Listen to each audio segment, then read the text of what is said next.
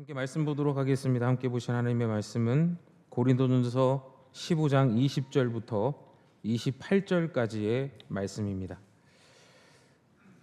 고린도전서 15장 20절부터 28절까지의 말씀입니다. 제가 가진 성경책으로는 신약성경 282면 정도에 있습니다.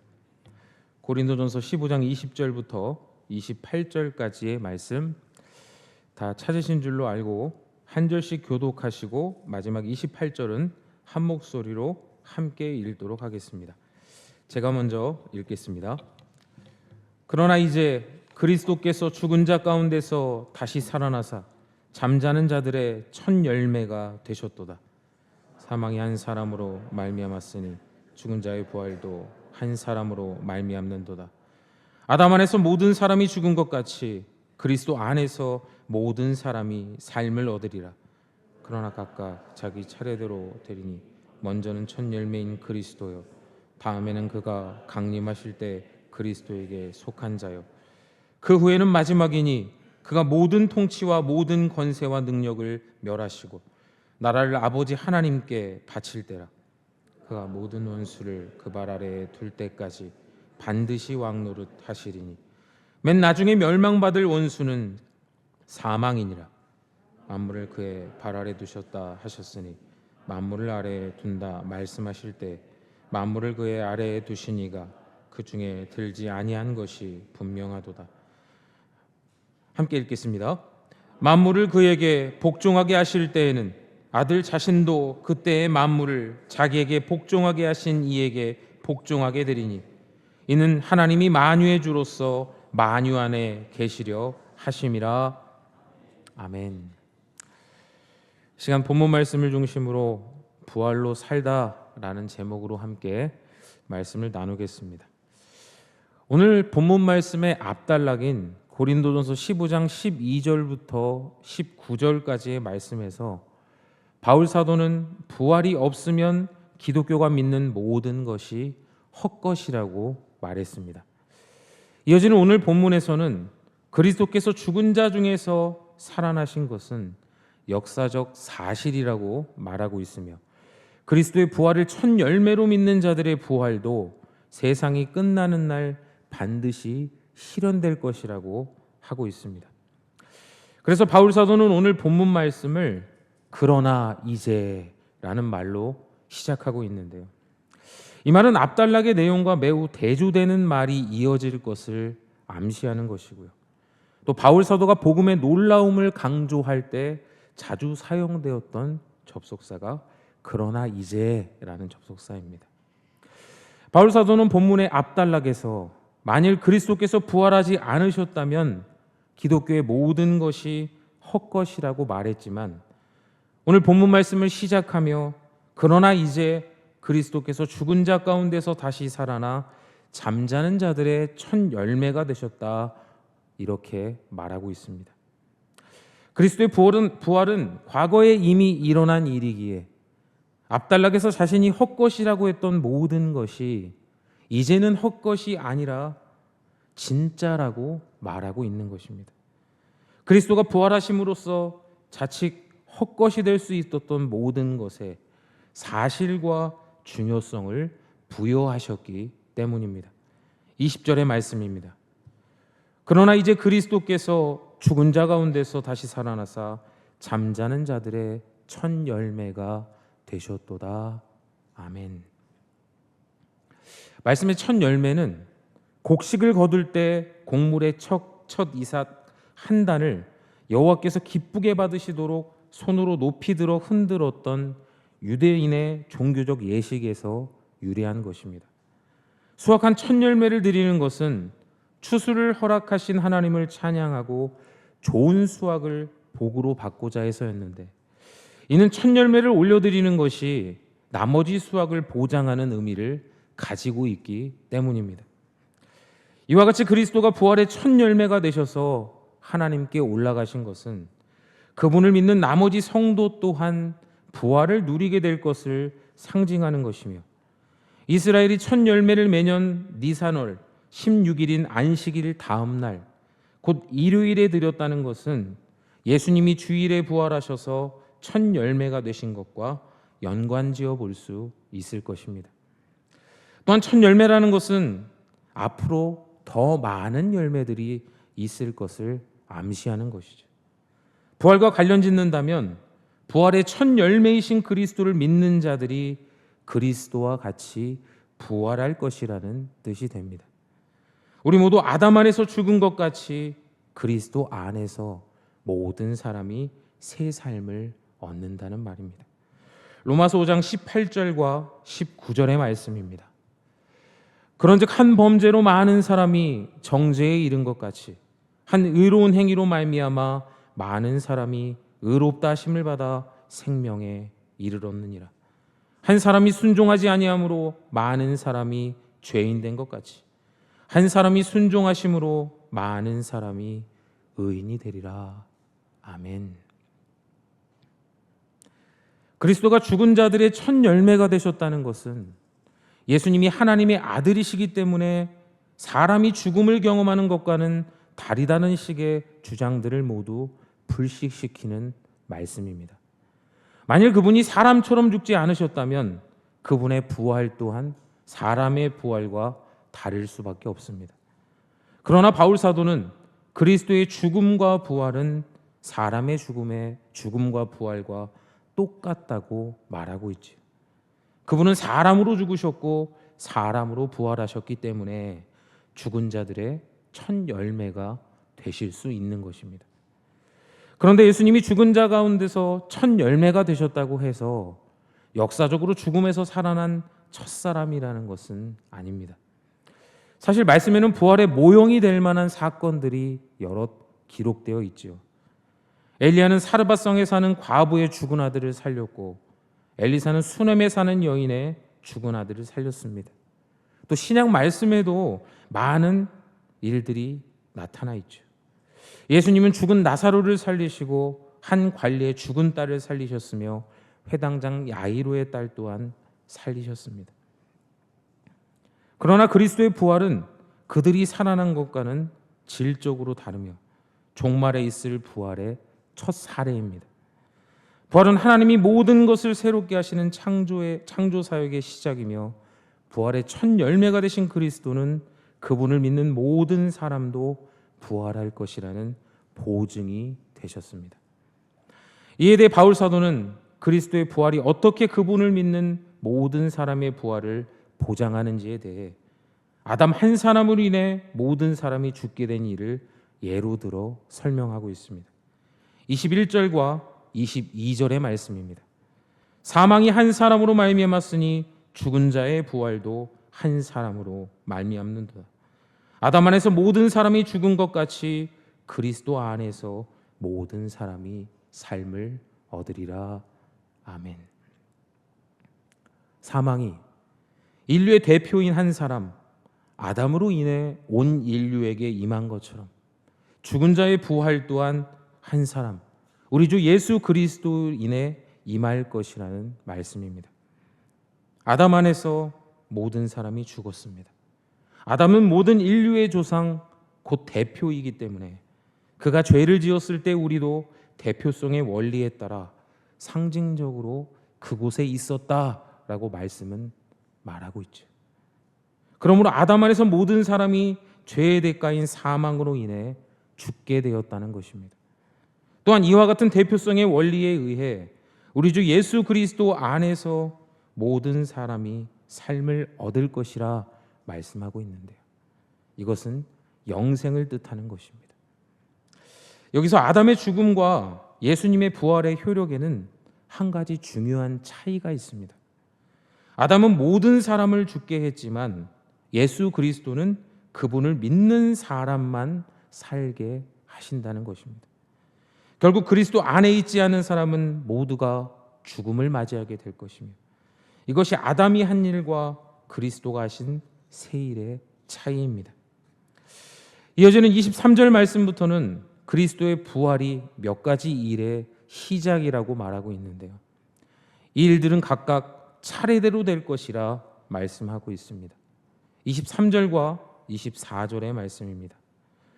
그러나 각각 자기 차례대로 되리니 먼저는 첫 열매인 그리스도요 다음에는 그가 강림하실 때에 그리스도에게 속한 자요.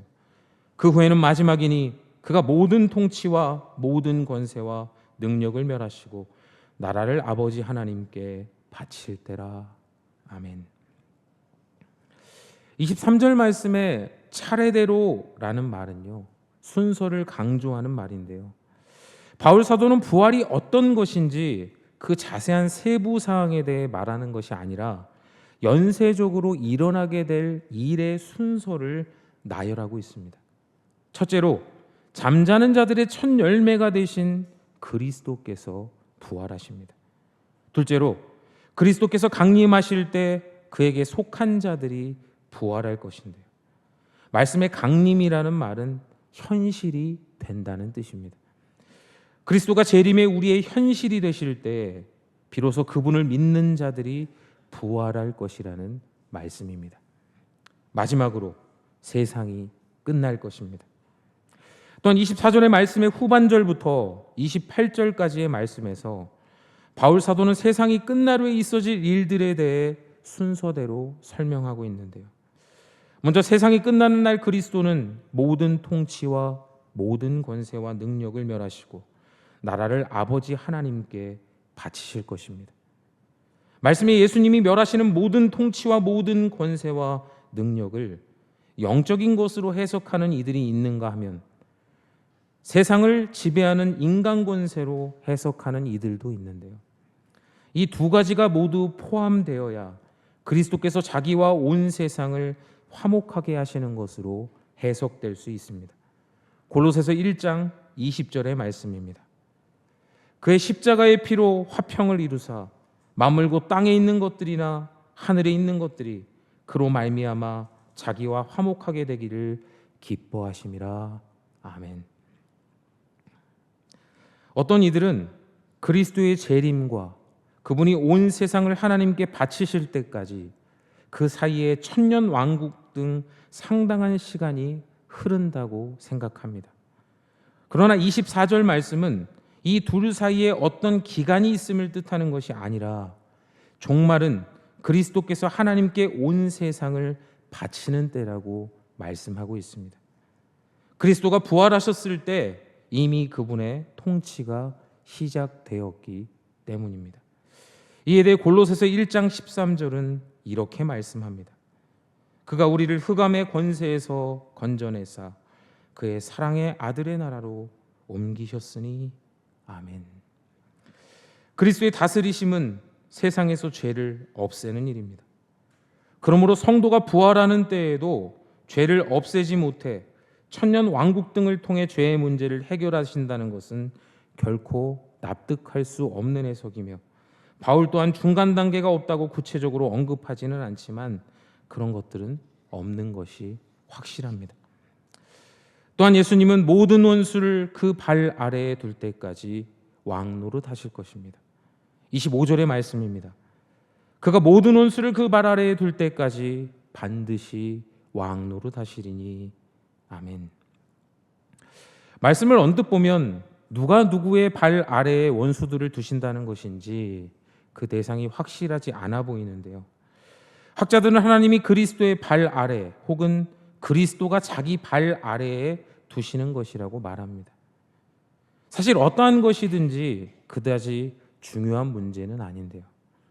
세상 모든 통치와 권세와 능력을 실제로 파괴하시는 이는 예수님이시지만 예수님을 통해 이 일을 행하시는 분은 아버지 하나님이시기 때문입니다. 뒤에 왕노릇 하시는 분은 분명 예수님이시죠. 왕노릇이라는 단어는 현재형 부정사로 쓰여지고 있는데 행동이 계속된다라는 의미입니다. 예수님은 종말까지 계속 왕노릇을 하실 것이라는 말인데 이는 하나님이 예수님께 권세와 영광과 나라를 주셨기 때문입니다. 이어지는 26절은 맨 나중에 멸망받을 원수는 사망이라 말씀하고 있습니다. 사도는 사망이라는 단어에 정관사를 붙여서 이 사실을 진리로 절대화하고 있죠. 멸망을 받다라는 단어는 수동태로 사용되었는데 이 말은 죽음은 더 이상 저항하지 못하고 그리스도에 의해 파괴될 것이라는 뜻입니다.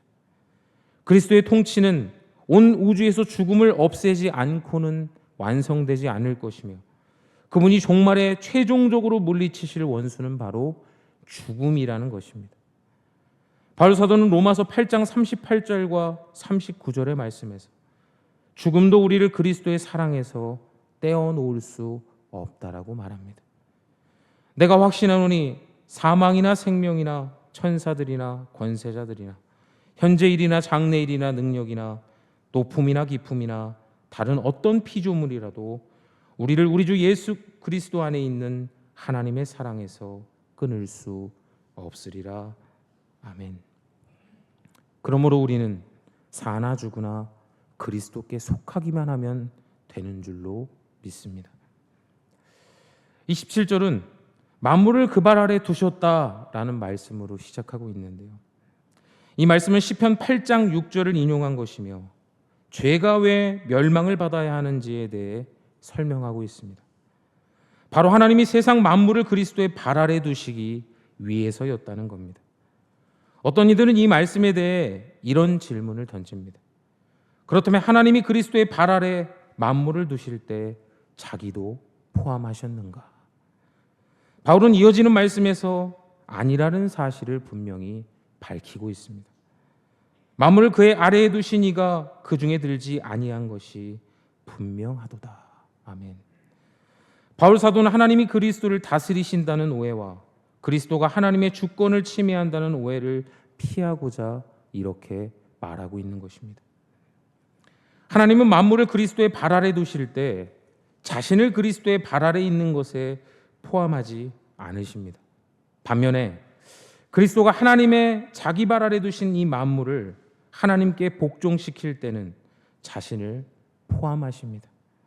모든 것이 끝나는 날 아들이신 그리스도는 하나님께 복종하실 것인데, 이 말은 삼위일체 하나님 사이에 어떠한 질적인 차이가 있다는 것을 말하는 것이 아니고요, 하나님을 송축하는 언어, 높여드리는 말이라는 것을 우리는 유의해서 말씀을 이해해야 합니다. 하나님이 통치자이시지만 하나님의 통치는 아들이신 그리스도 안에서 실현되는 것이며, 그리스도께서는 우리가 온전히 하나님의 자녀가 될 수 있도록 그분이 받으신 왕국을 하나님께 돌려드릴 것입니다. 이와 같이 아들이신 예수님께서는 항상 아버지 하나님의 권위와 뜻에 복종하려고 노력하셨습니다. 그 대표적인 말씀이 마가복음 14장 36절의 말씀입니다. 이르시되 아빠 아버지여, 아버지께는 모든 것이 가능하오니 이 잔을 내게서 옮기시옵소서. 그러나 나의 원대로 마시옵고 아버지의 원대로 하옵소서 하시고. 아멘. 이렇듯 예수님이 자기 발 아래 있는 만물을 하나님께 돌려드리는 것은 하나님이 만유의 주로서 만유 안에 계시고자 하기 때문입니다. 하나님이 만유 안에 계신다는 이 표현은요, 그 누구에게도 도전받지 않는 하나님의 영원한 통치를 뜻하며, 하나님이 세상을 창조하실 때 계획하셨던 그 통치가 드디어 실현되게 된 것을 말합니다. 오늘 본문 말씀은 그리스도께서 부활의 첫 열매가 되셨으며 그분의 부활이 우리의 부활을 보장한다고 말씀합니다. 만일 그리스도께서 부활하지 않으셨다면 우리도 부활의 소망을 가질 수 없다는 뜻이고요, 예수님은 이미 부활하셨기 때문에 종말에 우리도 부활할 것이며 그 후에 세상의 끝이 온다라고 말씀하고 있습니다. 또한 하나님은 그리스도의 발 아래 만물을 두셨고 이는 세상 모든 것을 다스리게 하시기 위해서라는 것입니다. 이미 부활하신 예수님은 통치를 통해 세상에서 악을 멸하실 것이며 이 일은 우리가 부활할 때까지 계속될 것입니다. 그날이 되면 그리스도는 자기 발 아래 있는 것과 자신을 하나님께 복종시키실 것인데, 이는 하나님이 어떤 방해도 받지 않으시고 세상을 다스리시게 하기 위해서입니다. 하나님의 나라가 속히 이 땅 가운데 도래하실 것이라는 말입니다. 말씀을 정리하겠습니다. 사실 부활절 하루를 제외하면 부활은 우리 삶에 그렇게 큰 의미로 다가오지는 않습니다. 하지만 사도 바울은 복음의 핵심에 이 부활을 위치시키고 있습니다. 그의 복음은 하나님의 아들에 관한 것이었고 예수님께서 하나님의 아들로 인정받은 계기가 바로 부활이라고 로마서 1장 4절에서 말씀하고 있지요. 또한 부활이 성령의 능력의 표현이었기에 바울은 그 능력이 바로 복음을 복음되게 하는 것으로 보았습니다. 믿음의 조상 아브라함에게나 이 시대를 그리스도인으로 살아가는 우리에게나 의롭게 하는 믿음은 부활의 능력에 대한 믿음이라는 것입니다. 로마서 4장 17절의 말씀입니다. 기록된 바 내가 너를 많은 민족의 조상으로 세웠다 하심과 같으니 그가 믿은 바 하나님은 죽은 자를 살리시며 없는 것을 있는 것으로 부르시는 이시니라. 아멘. 성령님의 역사는 부활에서 드러나고 지금 믿는 자들 중의 역사는 창조주 하나님의 능력을 가리킵니다. 성령님의 능력이 우리를 죄에서 해방하고 하나님의 뜻에 따라 삶을 살아가도록 변화시키는 것입니다. 그래서 바울 사도는 성도들이 이 능력을 깨달을 수 있도록 에베소서 1장 19절에서 22절까지의 말씀에 이렇게 기도하고 있습니다. 그의 힘의 위력으로 역사하심을 따라 믿는 우리에게 베푸신 능력이 지극히 크심에 어떠한 것을 너희로 알게 하시기를 구하노라. 그의 능력이 그리스도 안에서 역사하사 죽은 자들 가운데서 다시 살리시고 하늘에서 자기의 오른편에 앉히사 모든 통치와 권세와 능력과 주권과 이 세상뿐 아니라 오는 세상에 일컫는 모든 이름 위에 뛰어나게 하시고 또 만물을 그의 발 아래 복종하게 하시고 그를 만물 위에 교회의 머리로 삼으셨느니라. 아멘. 우리에게 예수 그리스도의 십자가는 항상 인기 있는 단어죠. 하지만 부활은 부활절 아니면 잊혀지는 우리의 현실과는 분명히 괴리가 있는 것입니다. 하지만 부활을 말하지 않고 십자가로만 돌아가는 신앙이라면 이것은 신앙이 아니라 단지 자신을 위한 심리적인 안정제에 가까울 것입니다. 부활은 분명히 역사적 사실이기도 하지만 또한 우리 속에 역사하시는 하나님의 능력이기도 하기 때문입니다. 세상의 손가락질과 비판과 온갖 구설수에 몸살하는 오늘날 교회의 모습이 부활에 대한 무지의 결과가 아닐까라는 생각을 해보게 됩니다. 우리가 부활을 정말 믿는다면 또한 간절히 소망한다면 우리는 오늘 나에게 주어진 삶에 최선을 다하게 될 줄로 믿습니다. 부활에 대한 우리의 생각은요, 오늘 우리의 삶에 깊은 영향을 주기 때문입니다. 현재는 미래를 위한 대비이죠. 오늘 우리가 심는 방식은 미래에 추수할 내용을 결정하는 것이고 바울이 부활 결의에 이렇게 촉각을 곤두세우는 것이 바로 이 때문입니다. 부활이 없다는 가르침에 속아 현재의 삶을 그르친다면 곧 미래의 소망을 내팽개치는 결과가 되기 때문입니다. 말씀을 준비하면서 가끔씩 저도 제 삶을 돌아보게 됩니다. 학부에서 신학을 공부하고 졸업했지만 여러 가지 어려운 환경과 상황 때문에 대학원 진학을 포기하고 오래 직장 생활을 하다가 30대 후반에 들어서 당시 신학대학원에 다니고 있던 아내와 결혼하면서 다시 사역의 꿈을 꾸고 지금 이 자리에 있게 되었습니다. 직장을 어렵게 정리하고 전임 사역을 시작하면서 그때는 참 패기와 자신감이 있었던 것 같아요. 이제 다 내려놓았으니 열심히만 하면 된다라는 그런 근거 없는 자신감이 있었습니다. 근데 요즘에는요, 세상 앞으로의 사역과 미래에 대한 두려움이 점점 들어가고 있습니다. 왜일까요? 이 두려움은 목회자로서 어쩔 수 없이 처하게 되는 어려운 환경과 상황, 불확실한 미래 때문만은 아닙니다. 요즘에 들려오고 있는 큰 교회의 소식들을 들어보면 평생을 복음을 전하고 부활을 얘기하고 영생을 선포하던 우리 선배 목사님들이 소위 말년이 되셔서 많은 구설수에 오르게 되는 그런 일들을 바라보게 되거든요.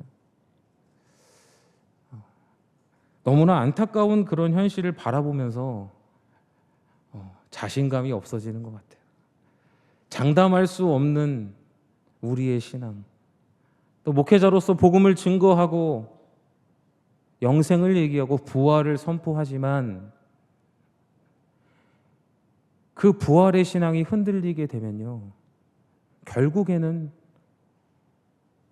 삶의 좋은 것들에 타협하고 또 하나님보다 더 좋은 것과 같은 그런 세상의 많은 것들에 마음을 빼앗길 수밖에 없는 것이 우리네 신앙이라는 그 현실이 저도 두려움이 점점 더 생기게 되는 것 같습니다. 이사야 5장 4절 말씀은 이렇게 말씀하고 있어요. 내가 내 포도원을 위하여 행한 것 외에 무엇을 더할 것이 있으랴. 내가 좋은 포도 맺기를 기다렸거늘 들포도를 맺음은 어찌 됨인고. 하나님께서 이 세상 가운데 우리를 극상품의 포도나무로 심으셨는데 우리가 맺는 열매가 마치 너무나 써서 먹을 수 없는 들포도와 같은 열매라고 말씀하고 있습니다. 오늘 말씀을 준비하면서 제가 내린 결론은 사도 바울이 말씀한 것과 같았습니다. 결국 부활로 사는 삶은요, 지식이 아니라 삶으로 증명되는 것이라는 사실입니다. 그 열매가 진짜냐 가짜냐는 맺어질 열매로 증명된다라는 겁니다. 우리가 부활을 정말 믿는다면, 또한 간절히 소망한다면 오늘 나에게 주어진 삶의 최선을 다함으로 참 포도나무이신 예수님께 끝까지 매달려 있어야 한다는 것입니다. 이제 이 정도면 됐지, 끝났다, 이렇게 생각하는 순간 달콤한 유혹에 넘어지는 것이 우리의 연약한 신앙이라는 것을 깨닫고 주님 앞에 가는 그날까지 장차 세상 끝날 우리에게 허락될 부활의 산소망을 기대하며 믿음의 경주를 멈추지 않는 저와 여러분 되시기를 간절히 소망하고 축복합니다.